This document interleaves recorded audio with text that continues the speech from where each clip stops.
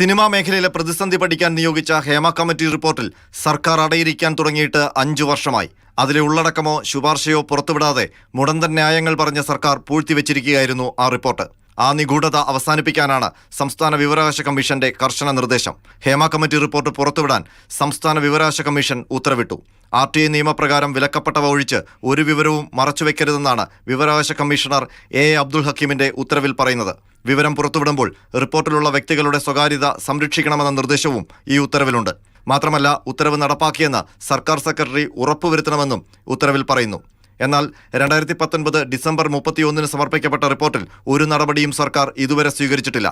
Cinema മേഖലയിലെ സ്ത്രീകൾ കമ്മിറ്റിക്ക് മുൻപാകെ ഉന്നയിച്ച പരാതികൾ എന്തൊക്കെ, കമ്മിറ്റി മുന്നോട്ട് വെച്ച ശുപാർശകൾ എന്തൊക്കെ, അതൊക്കെ ഇപ്പോഴും അജ്ഞാതമാണ്. കമ്മിറ്റിക്ക് മുൻപാകെ രഹസ്യമൊഴി നൽകിയവരുടെ സ്വകാര്യത സംരക്ഷിക്കപ്പെടേണ്ടതുകൊണ്ടാണ് റിപ്പോർട്ട് പുറത്തുവിടാത്തതെന്നായിരുന്നു സർക്കാരിന്റെ ഇതുവരെയുള്ള വാദം. റിപ്പോർട്ട് പുറത്തുവിടണമെന്ന് നിയമസഭയിൽ പ്രതിപക്ഷം ആവശ്യപ്പെട്ടപ്പോൾ ഹേമ കമ്മിറ്റി കമ്മീഷൻ എൻക്വയറി ആക്ടിന്റെ പരിധിയിൽ വരില്ലെന്ന മുടന്തൻ ന്യായത്തിലാണ് സർക്കാർ ഓടിയൊളിച്ചത്. ഏതായാലും വിവരാവകാശ കമ്മീഷന്റെ നിർണായക ഉത്തരവിലൂടെ റിപ്പോർട്ടിലെ എന്തൊക്കെ വിവരങ്ങൾ പുറത്തുവരുമെന്നാണ് ഇനി അറിയാനുള്ളത്. റിപ്പോർട്ടിലെ ശുപാർശകളാണ് സിനിമാ മേഖലയിലെ വനിതാ പ്രവർത്തകർ ആകാംക്ഷയോടെ കാത്തിരിക്കുന്നത്. അതേസമയം ചലച്ചിത്ര മേഖലയിലെ ഉഗ്രൻ വിഗ്രഹങ്ങൾ പലതും ഉടയുന്ന വിശദാംശങ്ങൾ കമ്മിറ്റി റിപ്പോർട്ടിലുണ്ടെന്നും അതിനാലാണ് സർക്കാർ വിവരങ്ങൾ മറച്ചുവെച്ചതെന്നുമുള്ള ആരോപണങ്ങൾ നേരത്തെ ഉയർന്നിരുന്നു. നടൻ ദിലീപ് പ്രതിയായ നടിയെ ആക്രമിച്ച കേസിനെ തുടർന്നാണ് സിനിമാ മേഖലയിലെ പ്രതിസന്ധികൾ പഠിക്കാൻ സർക്കാർ ഹേമ കമ്മിറ്റിയെ നിയോഗിച്ചത്.